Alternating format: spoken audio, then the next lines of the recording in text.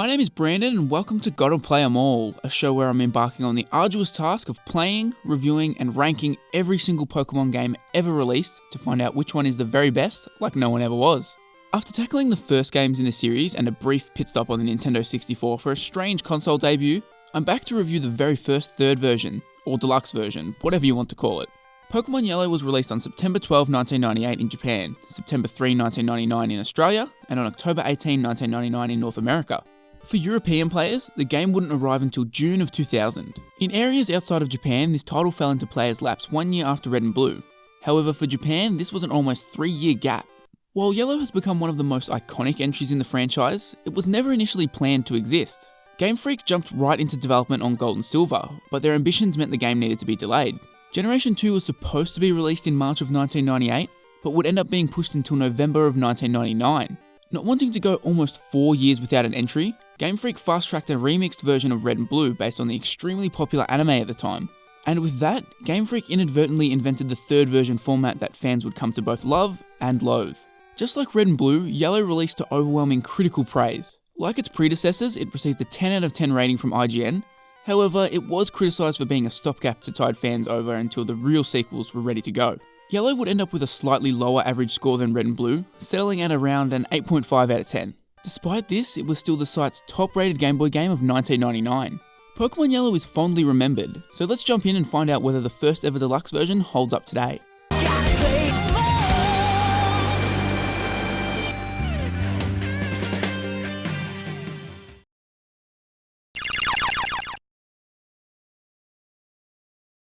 As I briefly mentioned, Pokemon Yellow is based on the anime, which had exploded in popularity at the time. Basing a game on the anime seems like a no-brainer, but they actually only did this a couple of times, with Pokemon Puzzle League being the other notable example.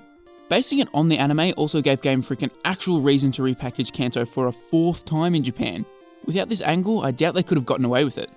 The new opening of the game entirely focuses on Pikachu, and the game actually features legit voice clips of Pikachu. These are kinda cool, but don't add much. Arguably the biggest addition to the game is the fact that not only do you start the game with Pikachu, but it follows you outside of a Pokeball the way Pikachu does in the show. To complement this, there is a very basic friendship system which tracks how Pikachu feels about the player, which basically serves no purpose. This was indisputably cool at the time, and basically the sole reason people remember Yellow fondly. People are still clamouring for following Pokemon till this very day. The other major addition is all of the references to the events of the anime. Again, this is another aspect of the game that people remember fondly, but as someone who is extremely into the anime and even has a weekly podcast about it, the references are extremely limited. You can tell that Game Freak rushed to put this out at the last minute when they realised Gold and Silver would need a significant delay. Essentially, the game only makes references to the events of the anime up until episode 14. Anything that happened after that episode is basically ignored. There are rare later references, like a Jigglypuff appearance in a Pokemon Center, but these are almost as rare as Pokerus. But that's enough complaining about what's not in the game. Let's look at what we actually have here. Every police officer in the Kanto region was recast as an Officer Jenny, while each Pokemon Center nurse was officially recast as a Nurse Joy, complete with Chansey Assistant. Pikachu, Bulbasaur, Sandshrew, Oddish, Jigglypuff and Clefairy all received new overworld sprites, and Pikachu has a new unique icon on the party screen. Kanto was also given a slight facelift for this version. Very minor elements like doors, signposts and windows had their designs updated.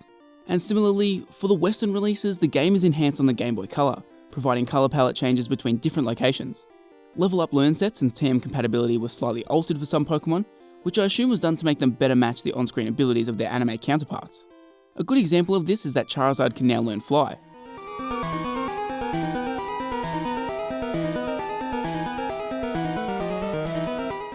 Finally, a few things were added to the overworld.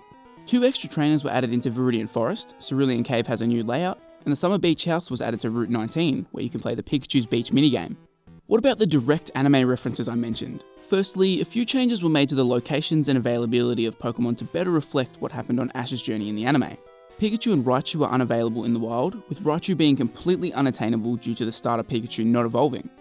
In Viridian Forest, Weedle has been removed, while Pidgey and Pidgeotto have been added to reflect Ash's first captures. Probably the most well-known reference is the fact that all 3 of the original Kanto starters are gifted to the player. The game tries to mimic the way Ash receives them, but at the end of the day they amount to little more than any of the other gift Pokemon found in the game. Also, the Pokemon associated with Jessie and James in the anime are no longer present in the wild. Speaking of Team Rocket, Jessie, James and Meowth are all actual characters here and will be encountered throughout the game. I'll save my thoughts on that for when I get to the game's story though. Finally, 3 trainers in the overworld were altered to be references to Joe, Giselle, and AJ, 3 characters who appeared in the first dozen episodes of the anime. And that's basically it for direct references to the show. As someone who is a major fan of the anime, it's pretty disappointing. Game Freak clearly rushed this out based on the fact that anything that occurs after the first dozen episodes is never mentioned. By the time of this game's release, the anime had aired 62 episodes. Obviously, it's unreasonable to expect them to reference those newest episodes, but I really expected more. What's worse is that almost all of the anime references come in the first couple of hours. Once you leave Vermilion City, the references pretty much end, meaning you're just playing through Kanto yet again. An entire game from start to finish based on the anime could be a pretty cool way to reuse Kanto, but when only a small sliver of the game actually references the show, it falls flat. If you're looking for something to give you that anime experience, I genuinely recommend something like Ash Grey over this. Last, but certainly not least, the front Pokemon sprites have almost all been updated to better resemble how they appeared in Ken Sugimori's artwork used in promotional images as well as the anime. If you watched my Pokemon Red and Blue review, you'll know how much I hated the sprites. They were downright ugly, and they genuinely made me question why Pokemon even became popular. None of these monsters were appealing.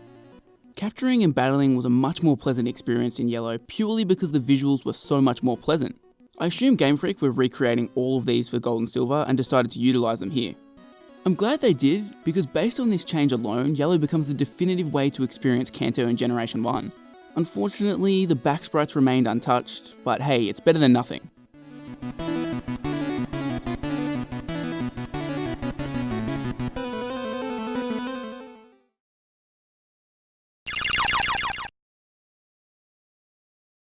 As you could imagine, the Pokemon selection for Yellow is damn near identical. This is a deluxe version where Pokemon selection usually doesn't change too much. Combine that with the fact that you can't add Pokemon from other generations, and it means you have basically the same experience. Although you can obtain roughly 137 Pokemon in Yellow, which is slightly higher than Red or Blue. As I mentioned, some Pokemon had their locations changed due to the anime theming, while Pokemon like Farfetch'd and Lickitung, who were previously only available via in-game trade, were now found in the wild. Abra was also relocated to the 4 routes surrounding Saffron City. There's not a whole lot to talk about here without retreading what I said in my Red and Blue review, so let's move on.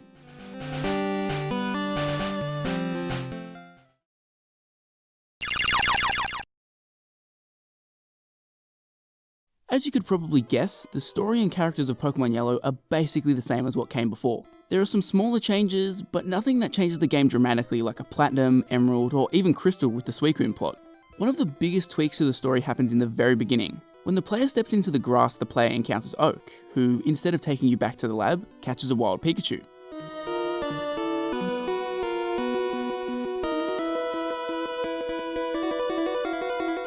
Once back at the lab, Oak tells the player to take the Pokeball on his desk, which contains an Eevee. Before you can do that, Blue shoves the player out of the way and snatches up the Pokemon. This results in Oak having to give you the only Pokemon left, Pikachu.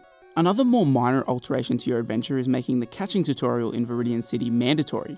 I liked that this was optional previously, but it's so brief that it honestly does not matter one bit. Lastly, Jesse and James appear throughout the game, replacing grunts each time. They don't actually have a unique name when you battle them, but their overworld and trainer sprites are distinct. With that said, let's take a closer look at Blue as he appears here. One of the coolest things about Blue in this game is the way his team evolves based on your interactions with him. Starting with Eevee obviously means he can go in 3 different directions. So to highlight this, Game Freak actually made it so there are 3 possible outcomes. If you win the first 2 battles with him, it will evolve into a Jolteon. If you win the first battle but lose or skip the second, it evolves into Flareon. And if you lose in the very first battle, he'll have a Vaporeon later on. If you're wondering why Blue even has an Eevee as his starter, rather than a proper starter Pokemon like Gary, that's probably because Gary's starter hadn't been revealed yet. It took until the Johto Silver Conference for that mystery to be unveiled for the audience. Overall, Blue is basically identical to his previous appearance. I will admit though, stealing Eevee right out from under you is a much bigger dick move than anything he'd previously done. In Red and Blue he was just kinda arrogant, but straight up stealing your Pokemon is a proper antagonist move. I would have loved to have seen more additions like that. I did find it weird that he had a lower level team than Giovanni when you fight him before the Pokemon League. It makes no sense for the levels to drop down like that, especially when you consider that 20 minutes later his Pokemon have shot up about 20 levels. My assessment of Team Rocket is basically the same. Their storyline plays out identically, except you get to see Jesse and James at Mount Moon, Celadon Game Corner, Pokemon Tower, and Silphco. Giovanni is still barely featured in the game, although considering Yellow is supposed to be based on the anime, it's fairly accurate. Ash didn't come face to face with the man behind Team Rocket until Unova. Let's move on to the gym leaders then. Not a whole lot has changed with them, but compared to some parts of the game that are completely untouched, these changes can seem huge. Firstly, some of the teams have been altered to better represent how they appeared in the anime. In some cases this works nicely, while in others it's disastrous. Forcing Lieutenant Surge to use a single Raichu is ridiculous. Sure, they beef it up to level 28, but having just one Pokemon makes it too easy, especially when you've been gifted all of the Kanto starters. Similarly, Sabrina's team gets an anime makeover. This means when you face Sabrina, she sends out a level 50 Abra. Why? The only move it learns is Teleport. Some things just don't work when transported directly from the anime. In the Saffron City arc, Sabrina's Abra evolves straight away, which means it can actually attack as a Kadabra. Here, that isn't possible, so she ends up just having a useless Pokemon. Other changes, like Giovanni using a Persian in the Viridian Gym battle, Blaine having better team selection, or Brock and Misty having their sprites redesigned to mimic the anime, are pretty cool. I still have major issues with Koga's gym though. They really didn't think they should have added a few more poison types to this poison gym. The levels of his team are also completely out of whack with this game. His entire team ranges between level 44 and level 50, which is just bonkers. Giovanni's strongest Pokemon as the 8th gym leader is a level 55, yet Koga, as the 5th gym leader, has a level 50. He literally has stronger Pokemon here than when you face him at the Pokemon League in Johto. He has stronger Pokemon than Lance in Johto. It's just an awfully designed gym, and I cannot believe anyone at Game Freak thought this was a good idea. Literally, what was the thinking behind raising his team's levels by 10? Nothing about the level curve has changed to accommodate for this. Moving on to the Elite Four, my team was basically level 45 across the board, just as it was through my Red and Blue review. The Elite Four is pretty much identical here, meaning they still don't specialise in their types. For some reason though, I had a tougher time at the Elite Four this time around. I can only assume it was due to my team balance and the fact my starter is unable to evolve. Lorelei actually schooled me with her Slowbro on my first attempt, but I steamrolled her on my second attempt, losing just one Pokemon. As for Bruno, I pretty much swept him entirely with my Butterfree. Agatha, on the other hand, almost managed to defeat me. Thanks to Hypnosis, she took out 5 of my Pokemon. Lance was then the icing on the cake. He beat me on my first 2 attempts until I decided I needed to restart and go into the challenge with more healing items. Eventually I managed to power past Lance and outlast Blue with 1 Pokemon left to become Pokemon League champion. I was so ridiculously underleveled that I relied on spamming healing items and still only managed to beat Blue because his final Pokemon was Jolteon going up against my Dugtrio.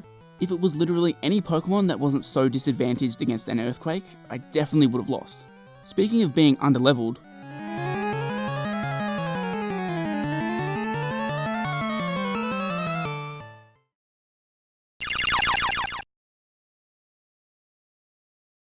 good lord is the level curve completely and utterly screwed in this game. It wasn't exactly great in Red and Blue, but it worked a hell of a lot better back then than it does here. Game Freak tinkered with way too many teams and ultimately have made this game a bit of a mess. Why the hell was I fighting level 25 trainer Pokemon in Saffron City before running into Gary, Giovanni, and Sabrina, who had Pokemon reaching the 50s? It just makes absolutely no sense. Outside of the Koga fight and the Elite Four, the bad level curve never made the game too hard, but it was frustrating. For example, I curb stomped Giovanni at his gym, even delivering a one-hit KO to his Rhydon while being 15 levels lower.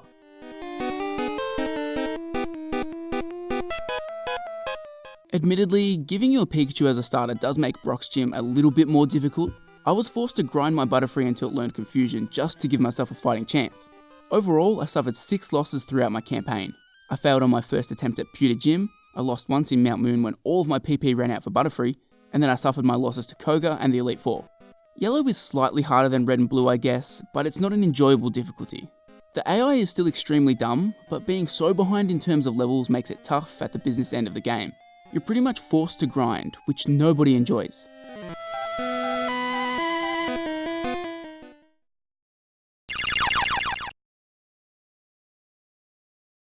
As you probably guessed, there's not a whole lot of new things to say about the Kanto region here. Everything is almost identical. This means Rock Tunnel still sucks, Rocket Game Corner still sucks, the stretch from Lavender to Fuchsia still sucks, and in general, everything is just as bland. I'd argue that the region is even worse here because nothing has changed. Maybe having a 1-year break in between the releases was enough to make it feel fresh at the time. I played these games roughly 4 to 5 months apart and it just felt so tedious. Kanto is a dull region and having to trudge through it again with nothing particularly new or noteworthy was painful.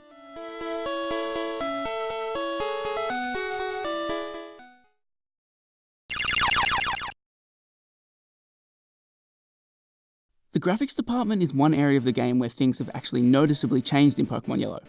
Playing Red and Blue in black and white was a pretty drab experience. It wasn't bad by any stretch, but adding colour just gives everything that extra bit of life, particularly when it comes to the Pokemon.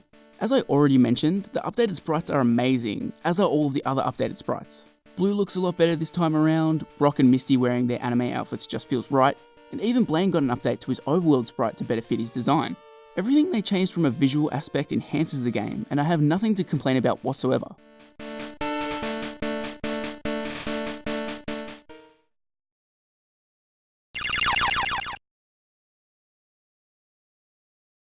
Usually I'd also talk about the soundtrack and post-game elements, but for this game it's sort of irrelevant. They're identical to Red and Blue essentially. With that said, it means it's time to rank the game. I had a really tough time trying to nail down my feelings about Pokemon Yellow. It genuinely improves on Red and Blue in a number of key ways, changes absolutely nothing in a lot more ways, but it also introduces a few new issues. I found the level curve to be insanely bad. I was enjoying the game fine for the most part, but when the enemy levels started ballooning, it got distinctly more frustrating. There was no need for these changes, particularly because they didn't adjust the levels of wild Pokemon or random trainers. You're given no chance to compete with these boss characters, which means you're probably going to have to grind, and then grind some more. I was also majorly let down with how much the game referenced the anime. The references ended almost as soon as they began. I know they were probably limited again with time and space, but if you dropped someone into the second half of this game, they would never know it was even based on the anime, except maybe for Pikachu following the player. After a lot of contemplation, I settled on this final verdict. Pokemon Yellow, for the time being, is the best Pokemon game. It is the definitive way to experience Kanto in Generation 1, but only just. I basically had to weigh up whether the brilliant new sprites mattered more to the experience than the weird level jumps. The graphical update won out, but only just. With that said, our leaderboard now looks like this. In last place, at number 3, we have Pocket Monsters Stadium. In second place, we have Pokemon Red and Blue. And our new champion is Pokemon Yellow. And with that, we bring the Gen 1 main series games to a close. However, Gen 1 isn't over yet, not by a long shot. The next game in the series is Hey You Pikachu, but because of the complexities of getting that game to work and the fact it never even released in my country, I'm going to be skipping it. Based on critic reviews, it's probably safe to say it would have landed somewhere near the bottom of the rankings. This means that my next review will be of Pokemon Trading Card Game. Will the video game debut of the popular trading card series be able to top the main series?